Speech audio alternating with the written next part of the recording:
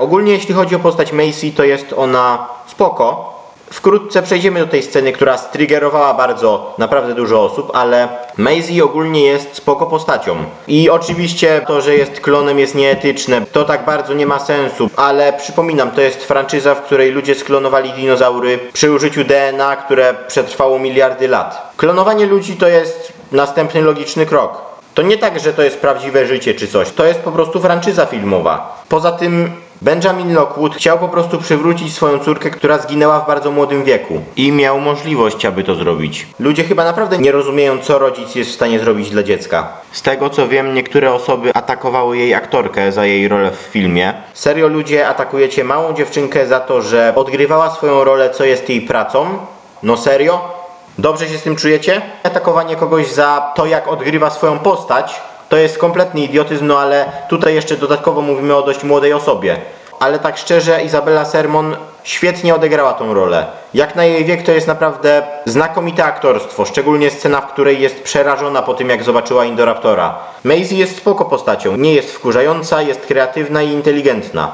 Ale oczywiście o wiele łatwiej jest nienawidzić niż docenić. Ten film ma w sobie cenzurę, w ogóle nie widać krwi, kiedy Blue gryzie ludzi. Chodzi o scenę w laboratorium, gdzie Blue owszem gryzie ludzi, którzy mają na sobie kuloodporne ubrania. Przynajmniej coś, co wygląda jak kuloodporne ubrania. Zachowujecie się tak, jakby pierwszy Park Jurajski był bardzo krwawy. Jeśli chodzi o CGI, no to wygląda ono świetnie, no i to nawet akurat nie ma nic wspólnego z opiniami, tylko to jest po prostu fakt. No w sensie, mamy kilka rzeczy, które definiują, czy CGI wygląda dobrze, czy źle. Sama jakość modelu CGI, to jak bardzo on pasuje do otoczenia i tak dalej.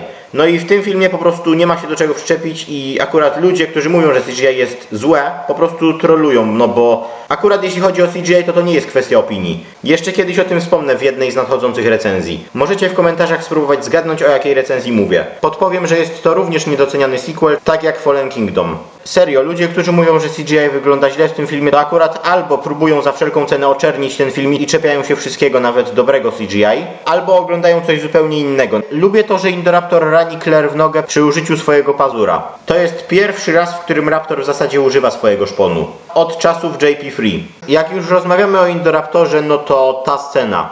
Ta scena i ta muzyka.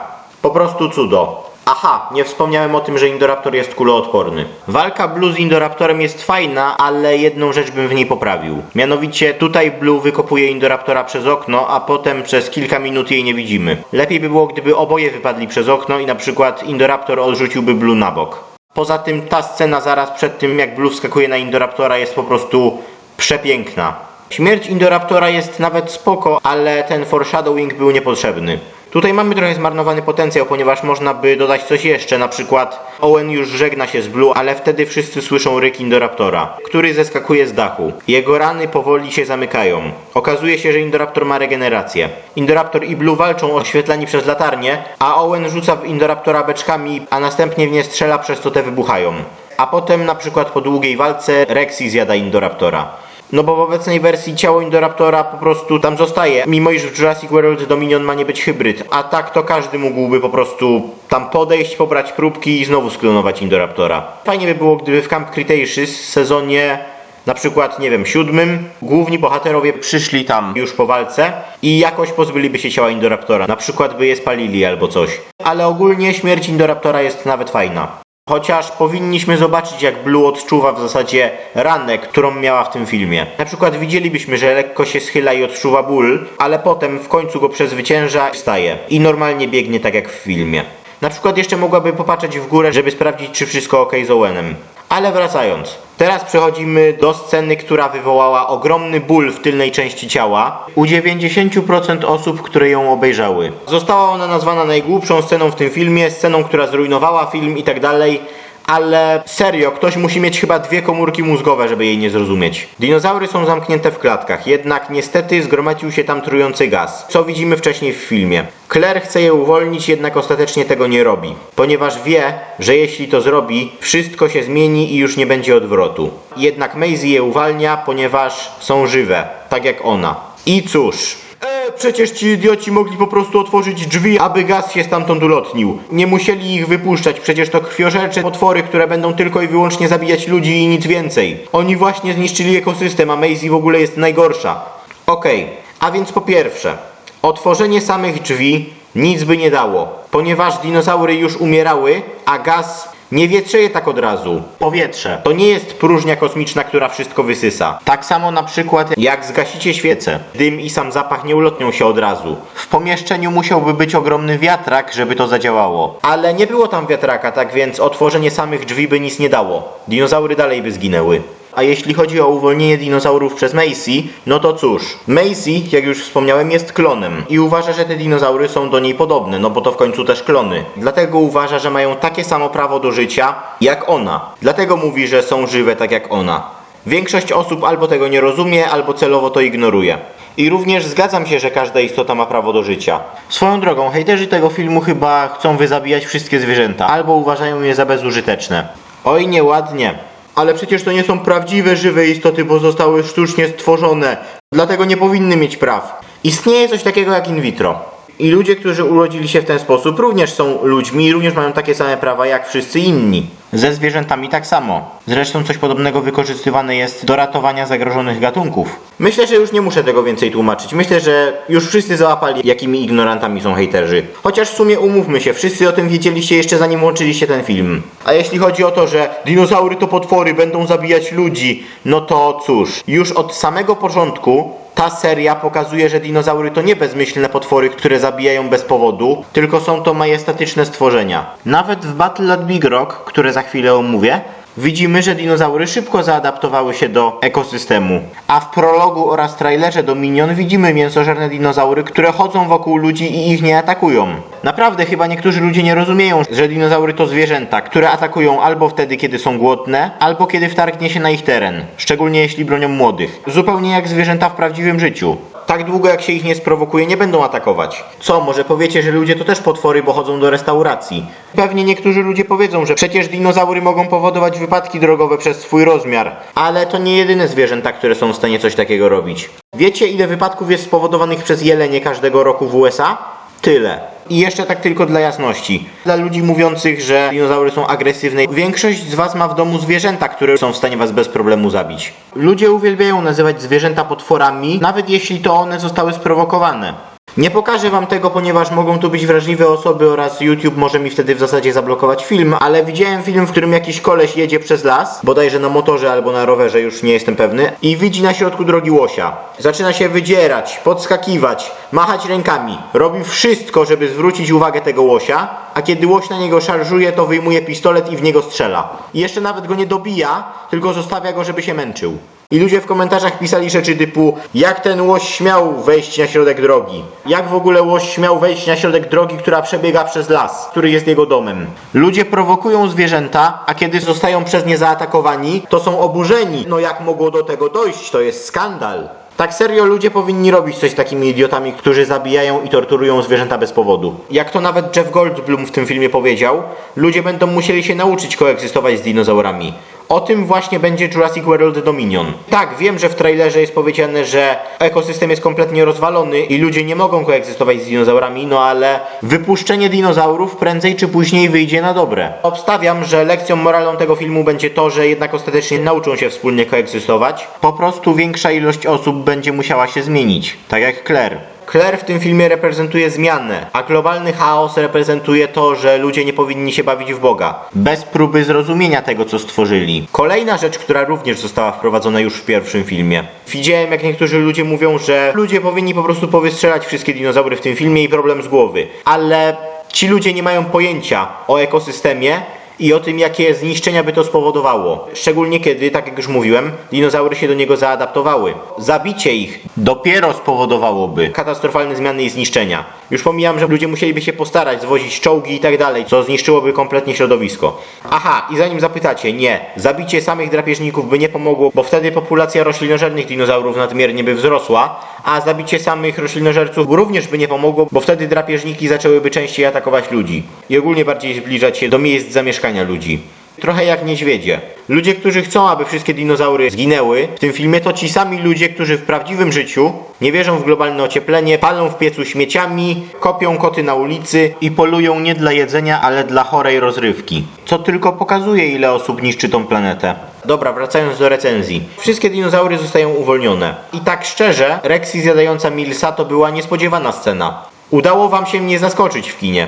Zresztą ogólnie Rexy jest epicka w każdej scenie w tym filmie. Pod koniec mamy przemowę Jeffa Goldbluma, która jest mądra i aktualna, szczególnie biorąc pod uwagę obecną sytuację na świecie. I nie chodzi mi o film, mówię o prawdziwym życiu. Ten film, tak całkiem szczerze, jest świetny. Najprzyjemniej się go ogląda, można go oglądać kilka razy, a on wciąż się nie nudzi. Jest zdecydowanie najbardziej niedoceniany, no i tak szczerze, jest tak dobry jak pierwszy oryginalny Jurassic Park. Jasne, nie jest idealny, ale tak szczerze, jest po prostu tak dobry, że można ignorować te małe błędy, które się w nim pojawiają. Zupełnie tak jak w pierwszym filmie. Jest to najbardziej epicki film z serii i zdecydowanie jak na razie najlepszy sequel, chociaż Dominion może go przebić. Powodem, dla którego jest tak nienawidzony, jest to, że jakieś sojboje nienawidzą go, bo ktoś im kazał. Po prostu.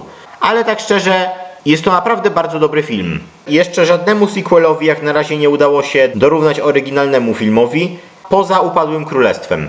Dziękujemy Ci, J.A. Bayona, za ten film. Twoje trochę bardziej horrorowe podejście zadziałało. Ten film jest mieszanką filmu akcji, ma elementy horroru oraz komedii, ma masę świetnych scen, ma bardzo dużo fajnych easter eggów i nawiązań i to wszystko razem działa. Niektóre usunięte sceny były ciekawe, aczkolwiek tak całkiem szczerze nie mógłbym być szczęśliwszy, jeśli chodzi o wersję filmu, który ostatecznie dostaliśmy. Również ten film jest pierwszym filmem w historii serii, w którym w zasadzie mamy scenę po napisach. Krótką, bo krótką, ale jednak. I fajne jest to, że w zasadzie te sceny końcowe prowadzą do animowanych komiksów, które zostały potem wrzucone na YouTube. Jeśli ich nie widzieliście, to polecam. Ogólnie ten film jest po prostu świetny. Naprawdę nie zasługuje na cały ten hejt, którego dostaje wręcz nadmierną ilość. I nie wiem, może kiedyś ludzie w zasadzie nauczą się mieć własną opinię, zamiast ślepo powtarzać coś, co powiedział ktoś inny o tym filmie. Wystarczy włączyć myślenie, a ten film automatycznie staje się lepszy. Jest to jak na razie mój ulubiony film z serii, chociaż biorąc pod uwagę, jak epickie będzie Dominion, to może się jeszcze zmienić. Fallen Kingdom to najlepszy film od czasów oryginalnego filmu i jest po prostu kozacki, ale jednocześnie wręcz kryminalnie niedoceniany. Moja ocena to 10 na 10.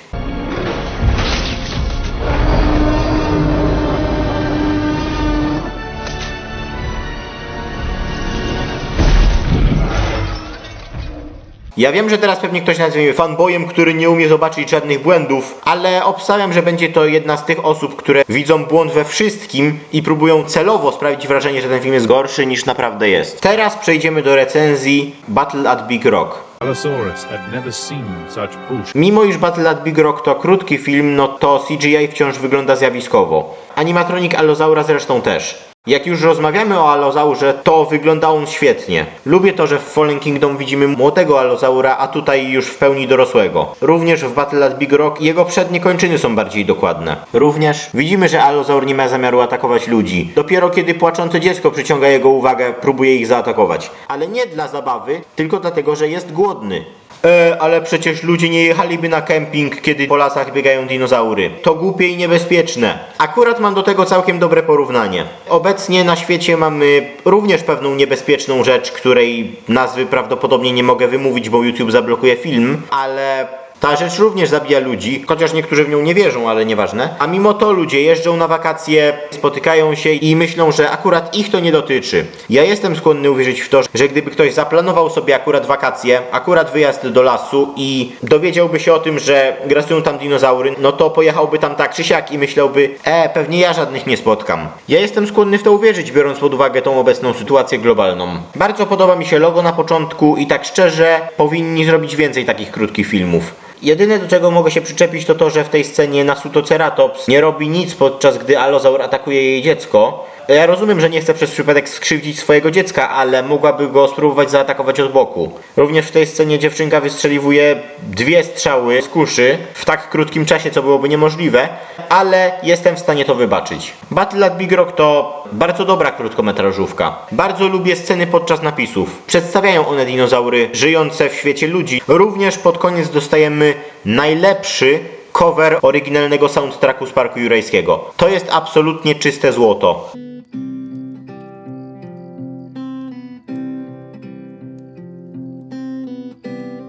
Wreszcie skończyłem robić jurajskie recenzje. Teraz mogę w spokoju odjechać na T-Rexie ku zachodzącemu słońcu. Chociaż jak Dominion zostanie wydane, to oczywiście również zrobię recenzję. Teraz w końcu zacznę recenzować filmy Monsterverse, tylko proszę nie pytajcie mnie kiedy recenzję, bo sam tego nie wiem. Zrobienie takiej recenzji zajmuje dużo czasu. Te recenzje pojawią się w swoim czasie, teraz wreszcie zacznę poprawiać do nich scenariusze i kiedyś się pojawią. Ale chwilowo muszę sobie zrobić przerwę od takich dużych recenzji. W najbliższym czasie spodziewajcie się mniej filmów, a jak już jakieś będą, to najpewniej przeróbki albo coś. Jak już rozmawiamy o Dominion, to jestem na 100% pewny, że ludzie będą nienawidzić tego filmu, bo też złe CGI, wcale nie. Dinozaury są tak nierealistyczne, w ogóle też zachowują się jak potwory. Quetzalcoatl nie był taki duży. Jestem w 100% pewny, że ludzie będą nienawidzić tego filmu z idiotycznych powodów. Będą nienawidzić Dominion za to samo, za co nienawidzili poprzednich części. I również pewnie z kilku jeszcze bardziej idiotycznych powodów. Ale ten film to będzie prawdziwe spełnienie marzeń wszystkich fanów serii. Czy będzie to najlepszy film? Możliwe, że nie, ale to będzie absolutne spełnienie marzeń. To już wiem na pewno. Jestem pewny, że ktoś powie, no ale jak to dinozaury mają pióra? To tak nierealistyczne.